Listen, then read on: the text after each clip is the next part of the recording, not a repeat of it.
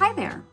I was going to start off this entire video testing of this Terrain beautiful watercolor palette. And then I decided, you know what? Instead of just doing product reviews, because there's so many of them already on YouTube, I'm not sure I can add anything specifically, like you either like the colors or you don't. I would instead actually do a really deep dive on why you would want to buy a set. I've been unabashedly collecting these different sets, and so maybe I thought it would be much more worthwhile to tell you why. Why do I bother spending the money on it? And also within each set, what are the benefits of having that particular color combination? I also wanted to revisit a cheat sheet I gave back a few years ago. It's called my composition tips and color matching tricks.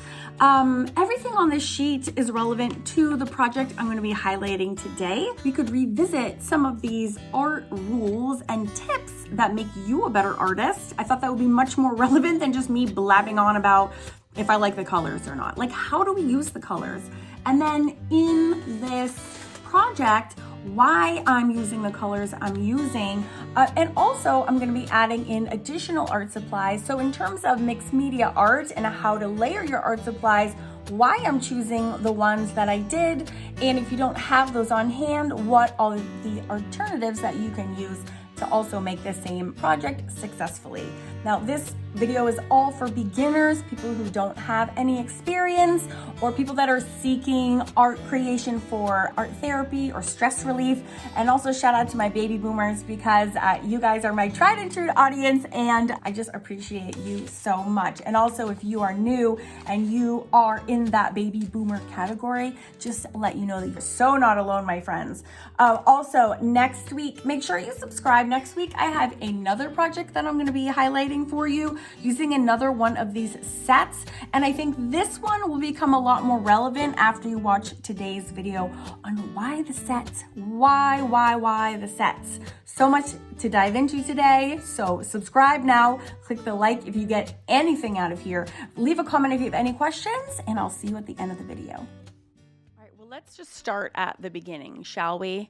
I grabbed this watercolor set from Prima, and as you can see, the colors in it are mostly greens, 6 greens to be exact, and then like a bunch of other colors.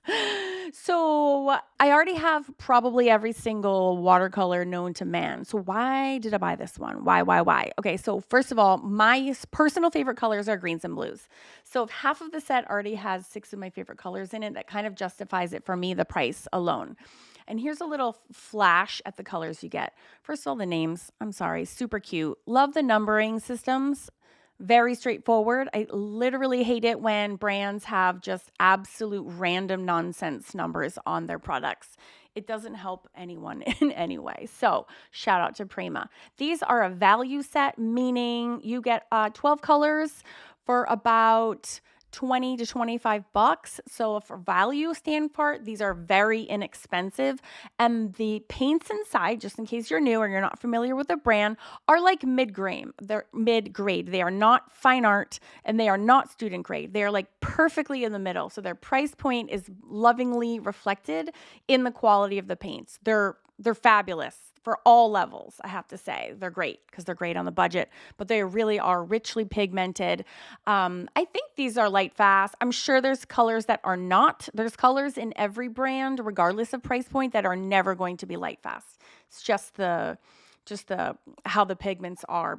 Watercolors are from the pigments from the earth, and some of them just don't last forever. But you can always, if you're stressed about light fastness, you can always make copies, make prints. There's a million ways to preserve your work without stressing about that. So it's not a huge concern. So when you buy these sets, they're individually packaged, and you do have to take the arduous task of unwrapping each one, which I hate. I literally hate doing this. I do. I hate it. But they do look really cute when they're all like that. So I'll let it slide. So that's kind of number one. So after I open all of these sets, my first task is always to swatch. Now, I never did this for years. I was too lazy. On one hand. The other hand, I have 3 kids. I just did not want to take the time. I had zero time or interest to swatch. And then I found out after years and years of not swatching that I would just run into issues like all the time, like the color wasn't right, or it took me longer because I had to swatch it real quick before I dove into a project, because guess what? I didn't have the swatch colors in front of me. And it was kind of like becoming more and more blatantly obvious that, like, hey, if you just take this time to swatch your paints real quick one time, it actually saves you so much time and aggravation and prevents a ton of problems later on. Just swatch the dang things. To make it more fun, I have published 2 books, 2 fun swatching books. But when it comes to watercolors, you have to swatch, or it's very much more beneficial to swatch on watercolor paper. Don't use regular paper, because it's very important if you're new to mixed media or new to any wet mediums to use the appropriate paper. It is as important as the paints themselves. Okay? So I can't stress that enough. So I actually buy this tiny little skinny watercolor journal, and then I swatch in there, and that way too you can actually see, like, even though it's just a tiny like 2-inch swatch, you can still kind of get a little hint as to their behavior and transparency and pigment awesomeness if you can just do it on the right gosh dang paper. So highly recommend, and I will always put the links to what I'm using in the description box below if you're curious as to the little journal that I'm going to be using. The reason I love buying these sets from Prima also is that they come with a fantastic swatch card, which is like a inexpensive thinner watercolor paper too. So I always swatch both that little swatch card and put the swatches in my little own book for a number of reasons. One, sometimes I lose that little individual, you can see me doing it right now. Sometimes I lose that, or it gets damaged, or it gets ripped, or I get more paint on it, or what have you.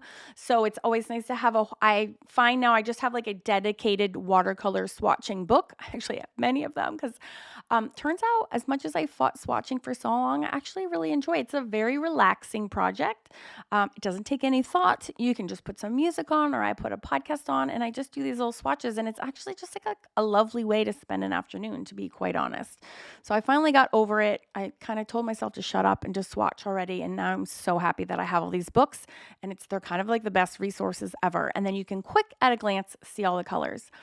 I also need to point out the importance of swatching, that if you're new to watercolors, like, I can't tell what color that is. That looks like maybe like a super, super dark blue, almost black.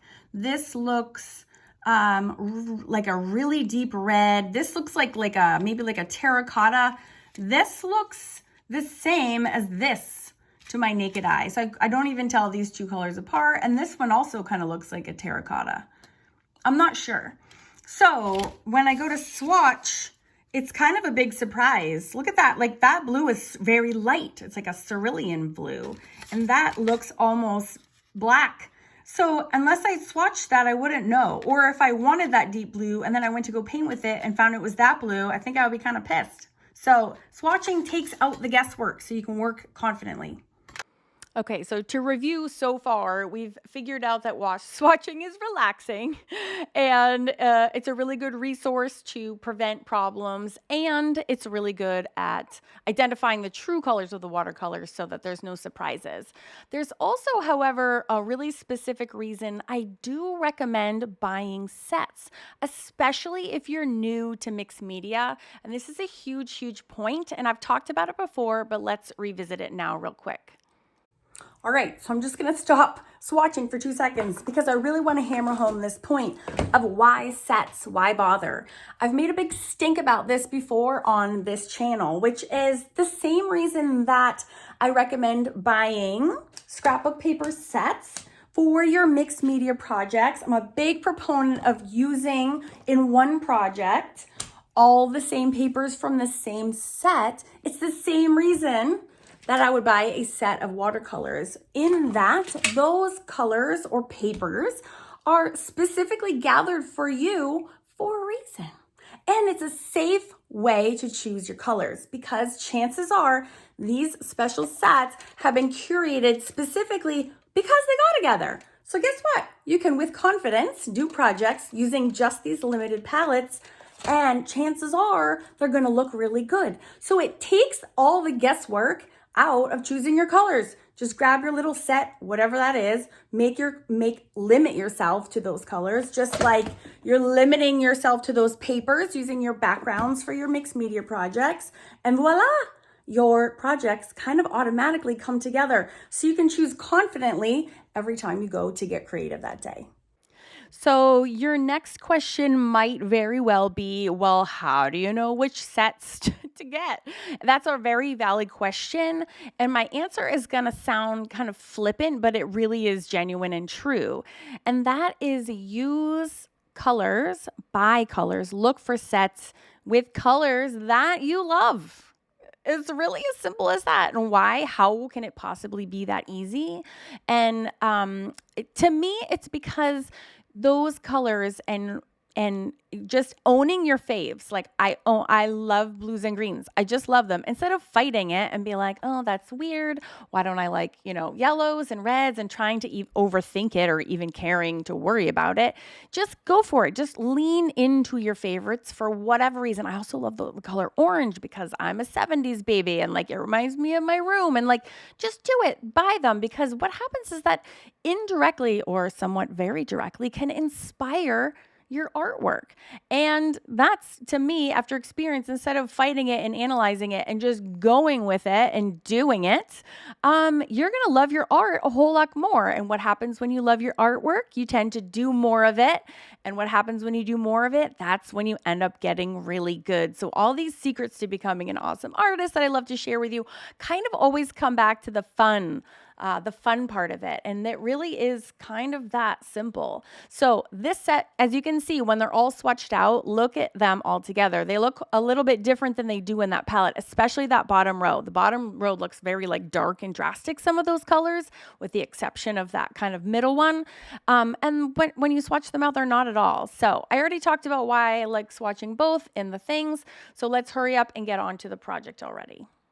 And I mentioned this before, but this is the video that you're going to be seeing from me next week. So just keep your eyes peeled, because you'll see the same thing kind of come together again. So it's just interesting, and it's nice to see this repeated. So this video doesn't just become a one-off and something that you watch once and then forget. But I really like to drive home these examples so that truly, when you're in the art store and you're faced with all these decisions, you know what to do.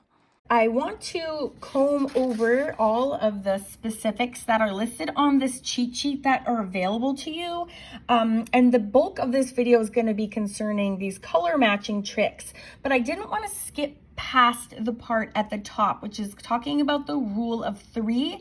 And when in doubt, frame it out, and what those mean. So when you get this cheat, and again, you can just request it in the comment section what that is talking about. So we'll take the final, because I'm cutting out the drawing portion of this is for my club members at Awesome Art School. So I'm not putting it here on YouTube. So you won't see me drawing out these pieces. But if you were to boil down this whole composition, it has 3 parts. We have the face is part 1, the flowers is part 2, and the butterfly is part 3. So 1, 2, 3. If you were to take away one of these items, took away this, it would just be a flower on a head. Now it's super pretty, but the butterfly gives it an extra element of complexity. You can absolutely have this composition minus one of those elements, but having 3 really makes them stronger. If you took out the flowers and you just have a girl and the butterfly, it's actually quite random. You'd be like, why is the butterfly just sitting on her head?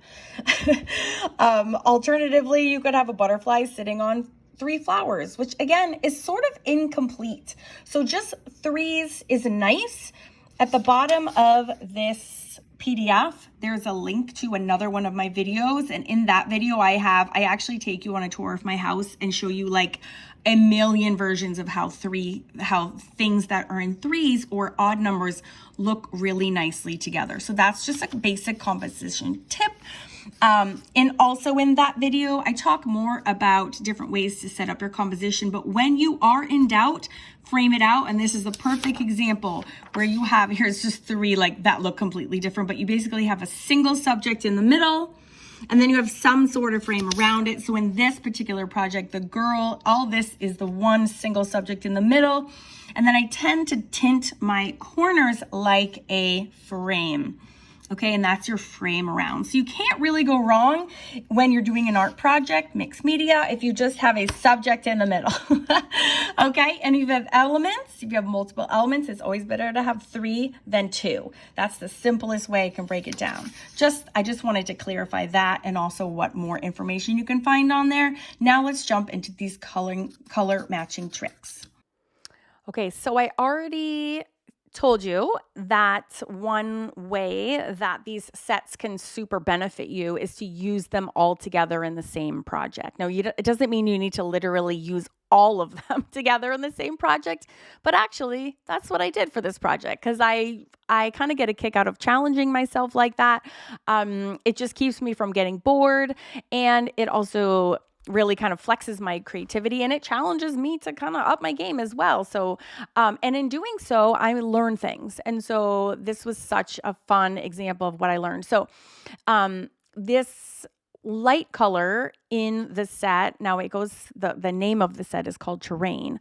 Obviously, this is not a landscape that I'm doing, as the name of the set kind of implies. But I did think that that was a really cool Caucasian color, actually. And I do say that after using it, I also kind of get a kick out of using the colors straight out and not mixing them. It's like this, I have this weird aversion to mixing colors, not because I can't, but again, it kind of goes back to like, these are gorgeous color. They've already been mixed for me. So like, why mess with it? That's not to say I don't, but I just think it's funny when I like just don't. And look how awesome and easy life can be. You don't have to overcomplicate your art. Sometimes, just use the colors that are there. And no, you don't have to mix anything because they're already mixed. So just dive in and let's have a party. So I wanted to see how she would look like. And I think as a Caucasian skin tone, I think that's fine. And here I am discussing the fact that you can mix either that super light with the red to get like a peachy pink, which I do, but I don't use, or you can mix it with the orange to get like another skin tone. So you can, even with this super limited palette, create other skin tones. And I do create a secondary skin tone that I'm going to be using for shading. And I just mix that up to show you that you can make like, that would be like the perfect little peachy pink sheet color if you wanted to go that route too. So yes, you can totally, and you should mix. But if you're lazy like me, you don't want to, isn't it awesome to know you don't have to and you can still rock an awesome project? I personally am kind of all about it. So again, my challenge was to use every single color in the palette, which I did. And then it dawned on me afterwards. I was trying to think, because I had done that elf in this and all of those green and blues the week before. I was talking a lot about how that was an analogous color scheme. And that is when you are looking at a color wheel. And a color wheels are basically start with your 3 primary colors, which are blue, yellow, and red.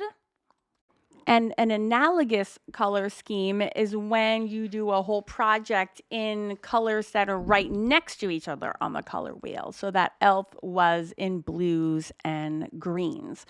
Now, in this color palette, it's super duper different, right? You have 6 greens, but then you have 6 random other colors. So at first, when I was doing the project, I wasn't thinking anything of it. And I wasn't at all thinking in terms of color schemes. My only concern was just making sure I was using all the colors for funsies. However, as a teacher, as this lesson was developed for my Celtic Collective art club students, I run 3 art clubs over at Awesome Art School. And when I was teaching where to put the colors, I was explaining very thoroughly that in order to have a composition that makes sense when you are using colors outside of a color scheme, you need to make sure that you're repeating the same colors all around your canvas or your surface. So if she has green eyes, then she needs to have green leaves in the background, and there needs to be some green in the butterfly. And that's exactly what we do. And if there is blue in the butterfly, then there needs to be blue somewhere on her. And also somewhere either, it's usually on the subject if you have a single subject in the middle, or you have it, you have it both in the subject and outside of the subject. And you should do that for every single color. And so that way, if you're using a super random color scheme that may not make like color theory sense to anyone, you can actually make it sensical to everyone by simply repeating the colors. And that repetition is also listed on that cheat sheet that I have been referring to. It says repetition is the key, and there's like a little key icon to remind you that. So that's sort of the angle at which I was teaching this project to my students. And then it dawned on me a very funny discovery, which it didn't hit me until I was all the way finished with the whole project. And I have to confess, I feel a little dumb that it didn't hit me. But the fact is that this palette, although it has variations of the primaries, is just that. It's a palette of variations of the primaries, which is why, as a whole, they all go together. So it's like you have the whole rainbow. So the yellow isn't like a cadmium primary yellow, right? But actually, and then there's many shades of greens randomly, 6 shades, and there's only 1 shade of purple and blue. But you actually have a palette that is a palette of the primaries with just a ton of variations of green, basically, which is so genius. So it sucked me right in. It sort of distracted me from the fact that it is just a palette of the primary colors, but it also makes sense as to why they all go together. But so you can use my technique of making sure you're doing the repetition of the same colors. See how the purple flower is in the middle, and then she also has a flower on her shirt, and then she has purple flowers on the outside. So her eyes were blue to start, the butterfly was blue, and then the background was blue. So again, we're just repeating. But at the end of the day, they all look good because they're all just primary color. So well done, Prima. I didn't even see that coming, and it's such a clever, awesome use of just the plain old color wheel. So there you go. And then the last big takeaway, well, there's two big takeaways that I want to touch upon as far as mixed media goes, and as far as working with watercolor goes as well.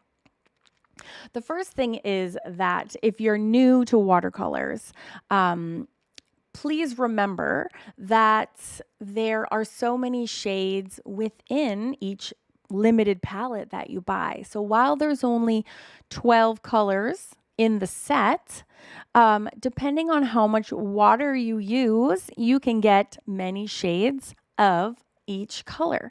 And so we're using that technique to make her hair looks rich and voluminous. It's just simply varying the amount of water that we are using for my Celtic Collective students on each layer of the hair. So it's actually super straightforward. It might look fancy. It doesn't actually look fancy right now, but it's actually very simple. So if you're using a color palette and you're maybe bummed because you're an advanced artist and you want to get super fancy and there's 1 orange, well, you can do a lot with that orange. And that doesn't even mean mixing it with the red and yellow, which you could totally do to expand your color palette even further. So even without mixing, just varying the amounts of water can give you those 3 shades. So you can see like those strands that are just like face framing her are very dark.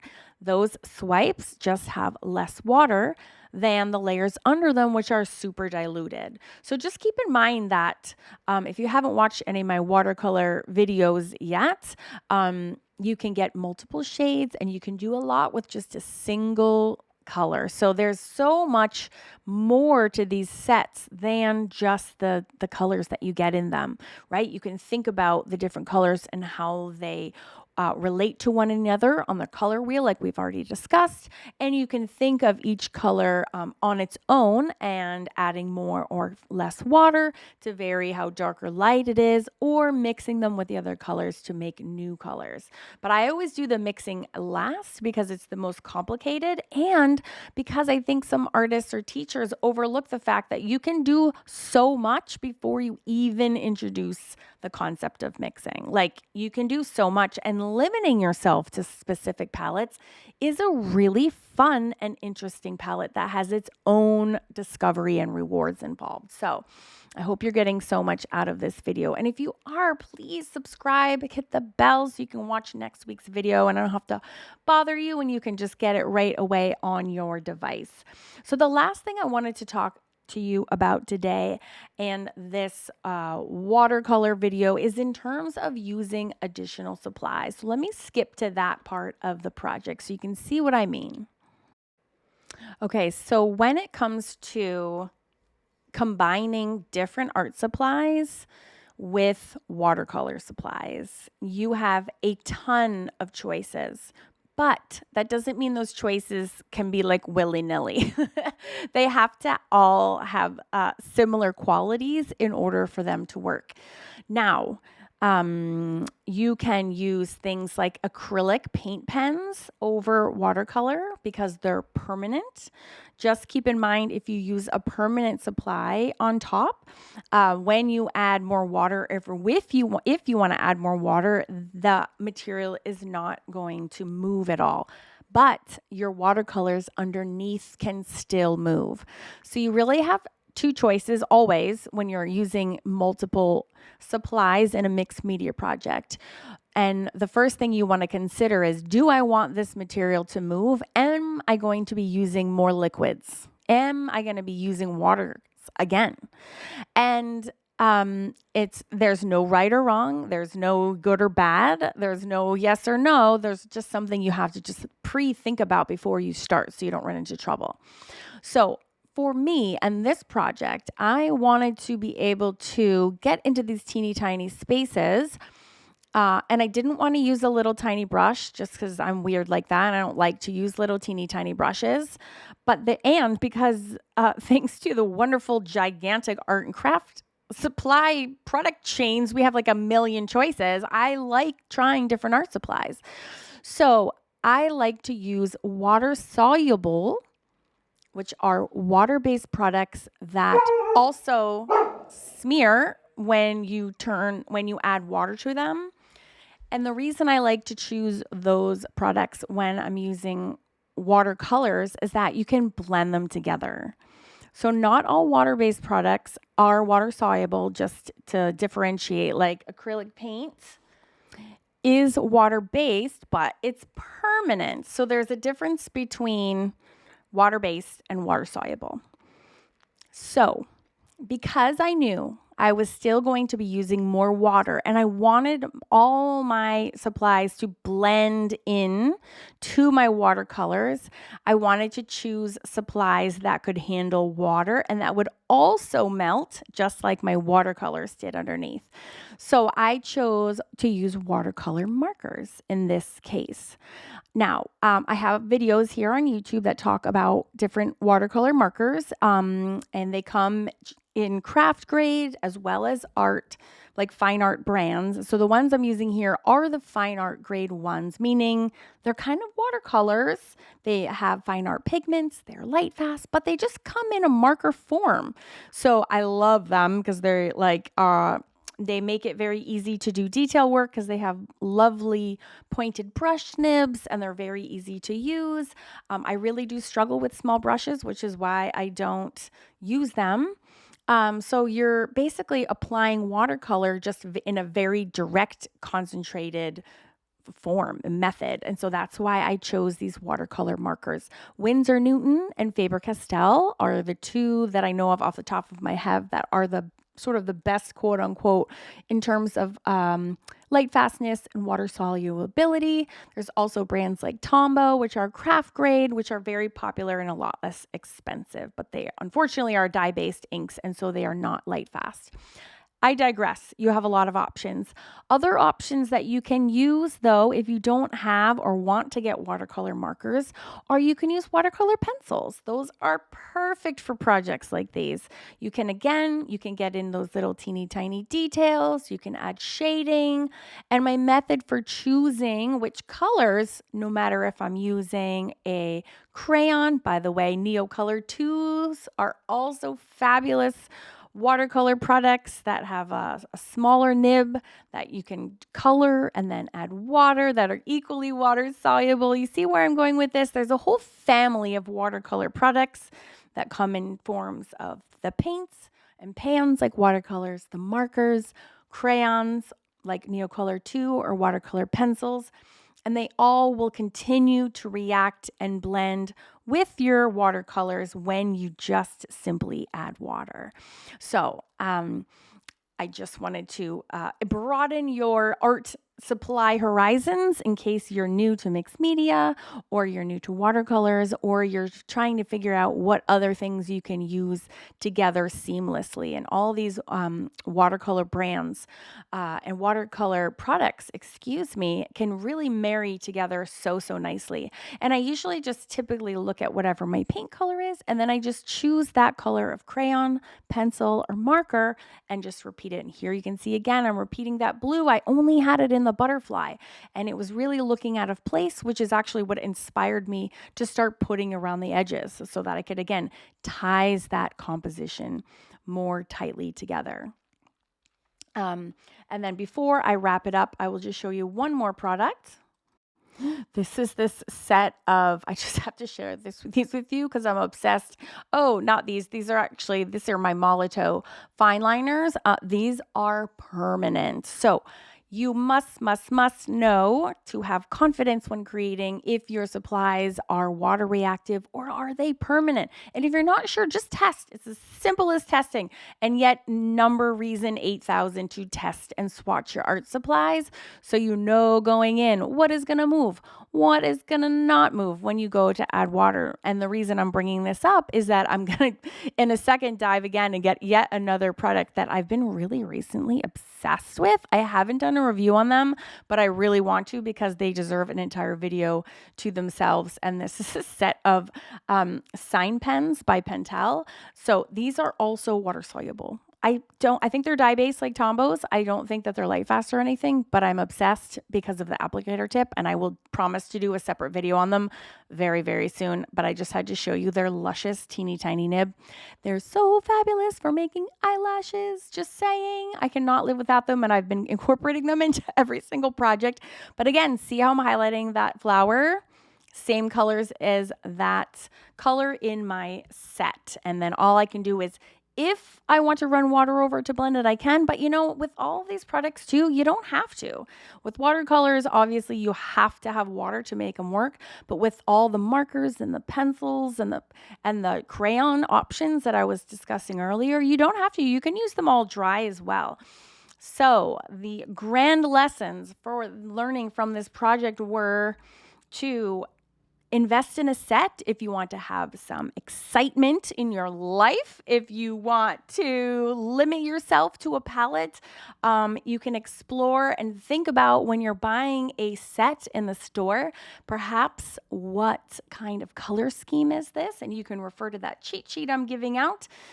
Is it analogous? I'm not really sure. Is it complementary? I don't get too granular or nerdy or scientific on that cheat sheet. It's just a single page PDF, but it does pack a punch in there. And again, just let me know in the comments if you want it. And then, like I said, stay tuned for next week's. Make sure you subscribe. And in the meantime, since next week's video is not here, you can click this playlist to discover more about how to play with your watercolors. And I will see you next week.